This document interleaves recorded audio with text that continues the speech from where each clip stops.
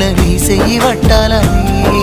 నల్లని సీకట్లో ఒకదాన్నే కూసున్న దిక్కులేని పచ్చినయ్యి బావా నువ్వెప్పుడొస్తావని ఏళ్ళైపోతుండే పిల్ల ఎన్నెలొచ్చింది మన బతుకులా ఏలైపోతుండే పిల్ల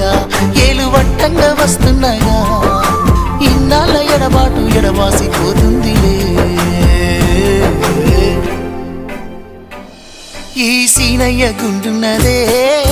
సినదారా నీ కోసము ఈ దూరాన్ని చెరుపుతూ తీరాల తెగిరింది అందాల ఈ మానము